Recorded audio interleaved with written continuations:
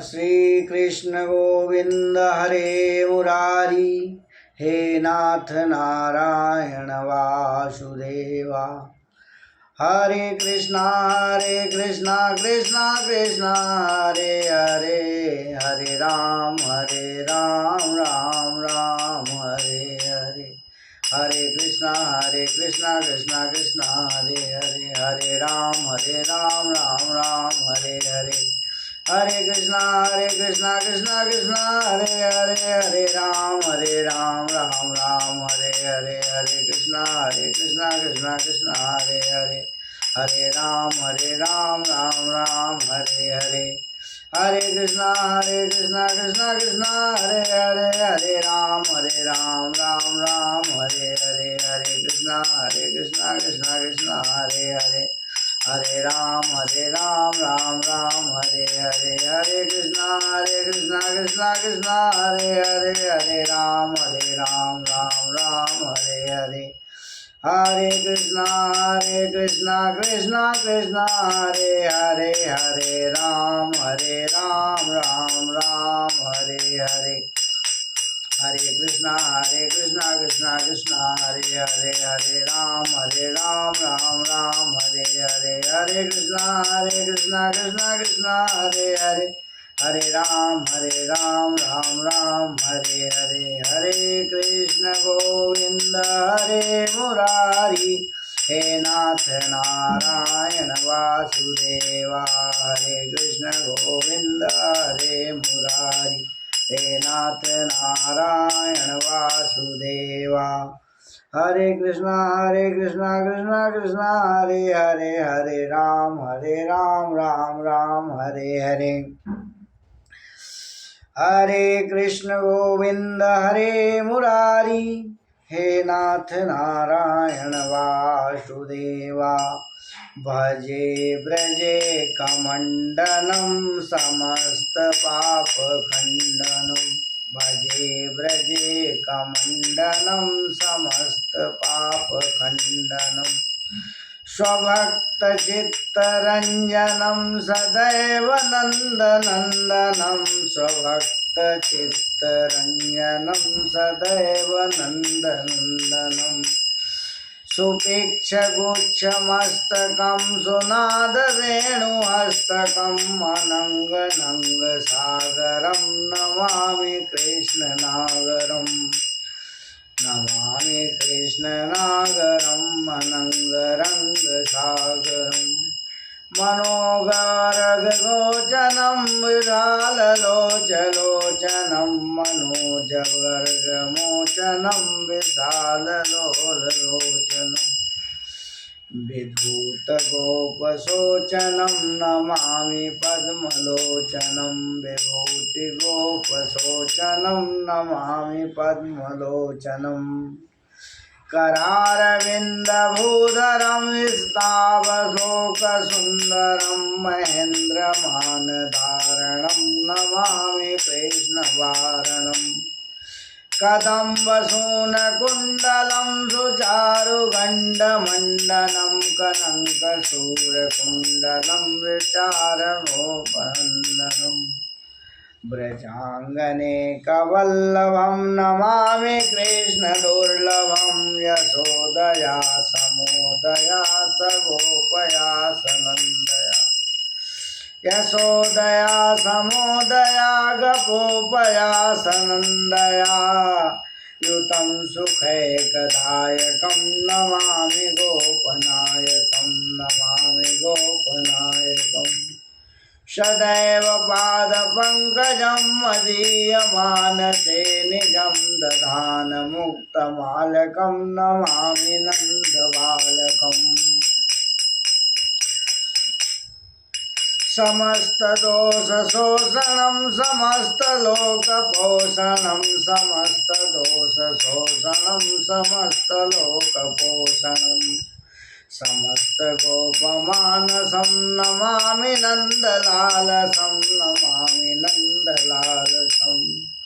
भुवोवरावतारकं भवेप्यकर्णधारकं, भुवो वारावतारकं भवन विकर्णधारकं यशोमती किशोरकं नमामि चित्तचोरकम् दृगन्तकान्तभगिनं सदा सलिङ्गिनं दिने दिने नवं नमामि नन्दसम्भवम् गुणाकरं सुखाकरं कृपाकरं गुणाकरं सुखाकरं कृपाकरं परं द्विवेदकन्दनं नमामि गोपनन्दनं नवीनगोपनागरं नमीमकेलिलं पटम् नमामि मेघसुन्दरं तडित्रभालसत्पटं समस्तगोपमोहनं हृदाम्बुजैर्नमोदकम् नमामि कुञ्जमध्यगं प्रसन्नभानुशोभनं नमामि कुञ्जमध्यगं प्रसन्नभानुशोभकम् निकामकामदायकं दृगन्तचारुसायकं रसालवेणुगायकं नमामि पुञ्जनायकम् रसालवेणुगायकं नमामि कुञ्जनायकं देविदग्धगोपिकामनो विमनोज्ञवत्ससर्पिणम् नमामि कुञ्जकानने प्रबुद्धवैपारिणं किशोरकान्तिरञ्जितं दिगन्ततः शोभितम् नमामि कुञ्जकानने प्रबुद्धवसिदायनं किशोरकान्तिरञ्जितं दिगञ्जनं सुशोभितम् गजेन्द्रमोक्षकारिणीं नमामि श्रीविहारिणीं हरे कृष्ण गोविन्द हरे मुरारी हे नाथ नारायण वासुदेवा हरे कृष्ण गोविन्द हरे मुरारी हे नाथ नारायण वासुदेवा हरे कृष्णा कृष्णा कृष्णा हरे हरे हरे राम राम राम हरे हरे श्री कृष्ण चैतन्य प्रभु नित्यानंद श्री अद्वैत गदाधर वासादि गौर भक्त वृंद हरे कृष्ण गोविंद हरे मुरारी हरे कृष्ण कृष्णा कृष्णा हरे हरे। आज हम भगवत गीता यथारूप अध्याय 7 भगवत ज्ञान श्लोक संख्या 29 से अध्ययन करेंगे और इस विषय में जानेंगे कि भगवान क्या शिक्षा दे रहे हैं अर्जुन को और हम सबको उसका लाभ लेना है। आप सभी ध्यान से सुनिए और भगवत गीता का अध्ययन करिए। हरे कृष्ण। जरामरणोच्छाय मामाश्रित्य यतन्ति ये ते ब्रह्म तदूदु कृष्णमाद्याम कर्म चाखिलम्। जो जरा तथा मृत्यु से मुक्ति पाने के लिए प्रयत्नशील रहते हैं वे बुद्धिमान व्यक्ति मेरी भक्ति की शरण ग्रहण करते हैं।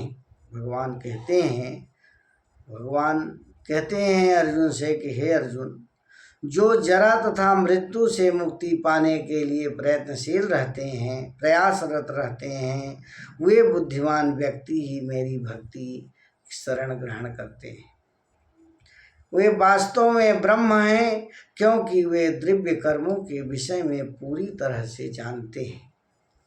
इस तरह से श्री शील प्रभुपाद जी ने कहा है। उनका तात्पर्य यह है कि जन्म मृत्यु जरा तथा रोग इस भौतिक शरीर को सताते हैं। इस भौतिक शरीर को 4 प्रकार के रोग ग्रसित करते हैं। प्रभु श्री शील प्रभुपाद जी कहते हैं कि इस शरीर को 4 तरह के रोग ग्रसित करते हैं, जिनमें जन्म, मृत्यु, जरा और रोग। यह भौतिक शरीर को हमेशा सताते रहते हैं और आध्यात्मिक शरीर को नहीं। आध्यात्मिक शरीर भगवान का है और भौतिक शरीर हम सभी मनुष्यों का है। तो भगवान प्रभुपाद जी कहते हैं कि इस भौतिक शरीर को 4 प्रकार के रोग हमेशा सताते रहते हैं। इसलिए इससे मुक्ति पाने के लिए भगवान की शरण ग्रहण करना चाहिए और भगवान की स्तुति करना चाहिए। लेकिन यहीं पे आध्यात्मिक शरीर के लिए ना तो जन्म, ना मृत्यु, ना जरा और ना रोग। आध्यात्मिक शरीर के लिए जब हम भक्ति करने लगते हैं, भगवान की शरण में हो जाते हैं, तो हम अध्यात्म की ओर बढ़ जाते हैं और हमारा भी शरीर आध्यात्मिक हो जाता है। उस शरीर को न तो रोग, न व्याधि, न मृत्यु और न जरा किसी प्रकार का भय नहीं रहता और शरीर को हमेशा सुख और शांति मिलती है। यह भगवान का पार्षद बन जाता है। जो अध्यात्म में पहुंच जाता है, जो भगवान की शरण में पहुंच जाता है, वह भगवान का पार्षद बन जाता है और नित्य भक्ति करता है। वह मुक्त है, वही मुक्त है इस संसार से, वही मुक्त है इस भौतिक शरीर से, वह मुक्त है। अर्थात कहा गया है अहम ब्रह्मास्मि, मैं आत्मा हूँ। कहा गया है कि मनुष्य को चाहिए कि वह यह समझे कि मैं ब्रह्म या आत्मा हूँ। मैं एक शरीर नहीं हूँ, मैं एक आत्मा हूँ। और मनुष्य को यह समझना चाहिए कि मैं एक ब्रह्म, एक ईश्वर का अंश और एक आत्मा हूँ। मैं केवल शरीर नहीं हूँ। शरीर तो मात्र हमारे लिए एक माध्यम है उस आत्मा को और उस जो है आध्यात्म को ग्रहण करने के लिए। जीवन का यह बोध, ब्रह्म बोध ही भक्ति है। जब हमको यह ज्ञान हो जाता है कि हम एक आत्मा हैं, तो वही ब्रह्म बोध भक्ति कहलाती है। भगवान की भक्ति वही है कि जब हम मान लें कि हम आत्मा हैं और ब्रह्म हैं, शरीर नहीं है। तो जैसे कि इस श्लोक में कहा गया है, शुद्ध भक्त ब्रह्म पद पर आसीन होते हैं। इस श्लोक में यह बताया गया है कि जो शुद्ध भक्त होते हैं वह दिव्य कर्मों के कारण, कुछ विषयों को जानते हैं, उसके कारण वह शुद्ध भक्त ब्रह्म पद के पर आसीन हो जाते हैं। भगवान की दिव्य सेवा में रत रहते हैं, लगे रहते हैं और 4 प्रकार के शुद्ध भक्त होते हैं जो अपने अपने लक्ष्यों को प्राप्त करते हैं। 4 प्रकार के जो शुद्ध भक्त होते हैं वे अपने अपने लक्ष्य, अपने अपने उद्देश्य को प्राप्त करते हैं और भगवत कृपा से जब वे पूर्णतया कृष्ण भावना भावित हो जाते हैं तो परमेश्वर की संगति का लाभ उठाते हैं। जब वह पूर्ण रूप से भगवान के भक्त हो जाते हैं, भगवान की भक्ति करने लगते हैं, तो भगवान के साथ भगवत कृपा प्राप्त होती है और वह पूर्ण रूप से जो है भावना भावित होकर के परमेश्वर की संगति का लाभ लेते हैं। आगे श्री प्रभुपाद जी कहते हैं कि भगवत धाम नहीं पहुंच जा पाते। कुछ ऐसे हैं देवता के जो उपासना करते हैं वे भगवत धाम नहीं पहुंच पाते हैं। यहाँ तक कि अल्पज्ञ ब्रह्मभूत व्यक्ति भी कृष्ण के परम धाम गोलोक वृंदावन को प्राप्त नहीं कर पाते हैं।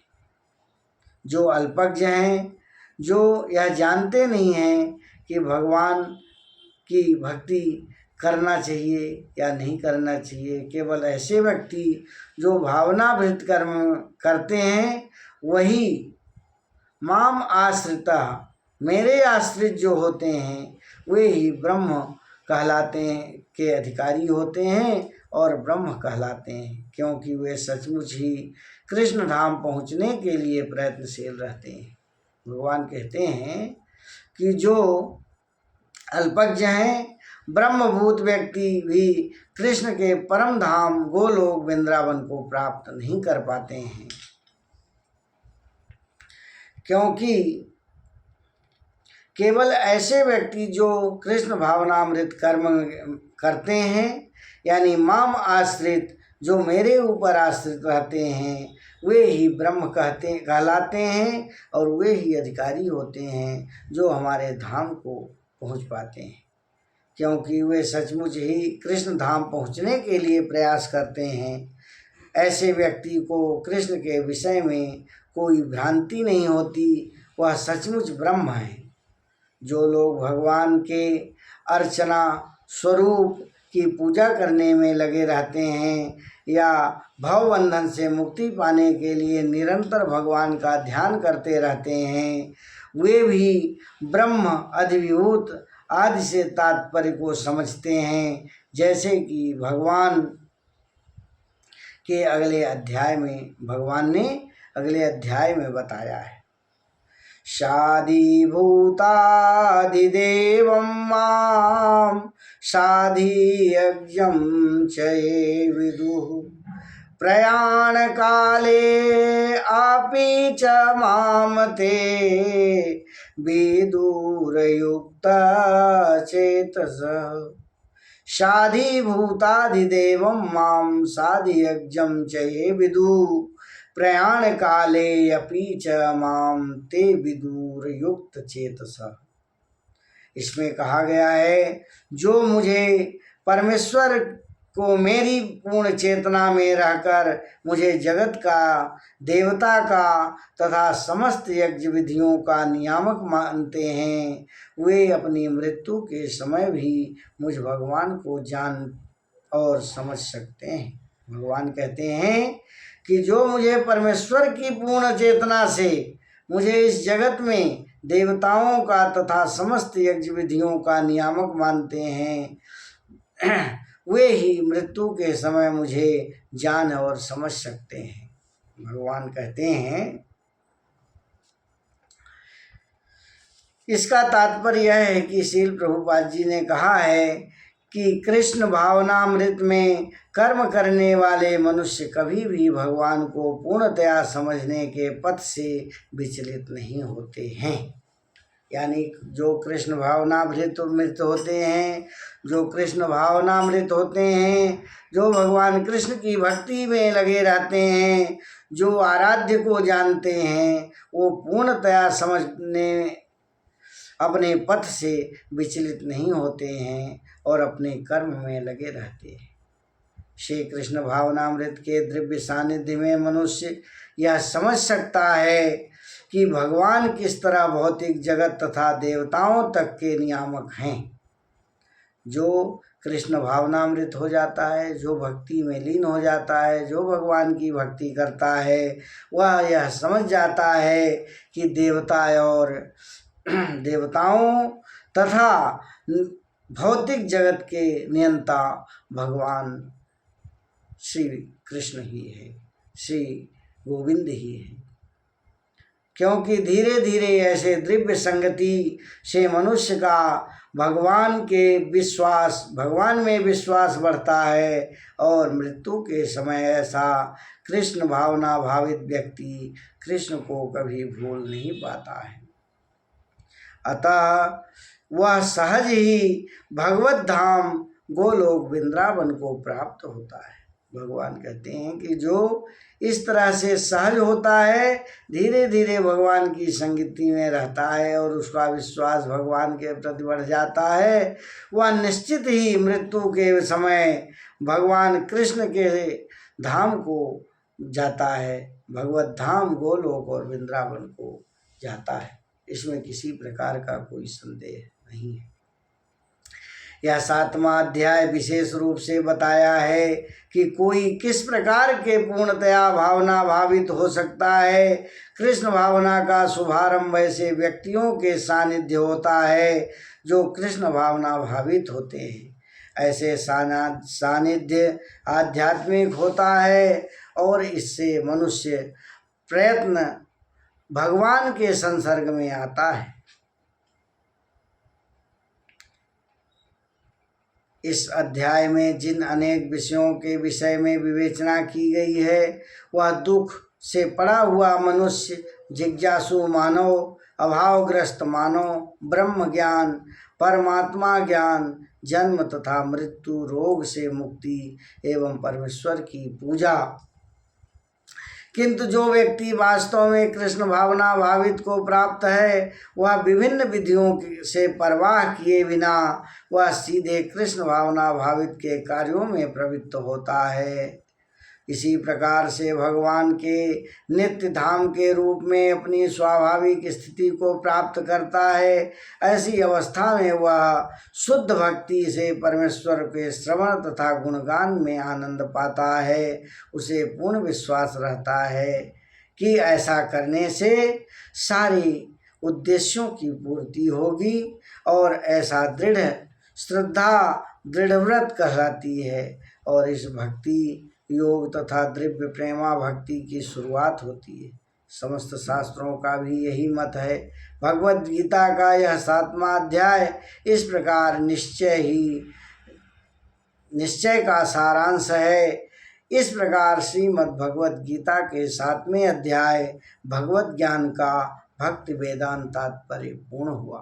हरे कृष्ण गोविंद हरे मुरारी, हे नाथ नारायण। इसलिए आज हमने भगवत गीता के अध्याय 7 भगवत धाम के श्लोक संख्या 29 से और उसके पूर्ण होने तक के अध्याय को पढ़ा और ग्रहण किया। इस तरह आप सभी इसका ज्ञान अर्जित करें और इस चैनल को सब्सक्राइब करें और अधिक से अधिक भगवत कृपा में, भगवत भावनामृत में जुड़ें और उसका आनंद लें। हरे कृष्ण हरे कृष्ण।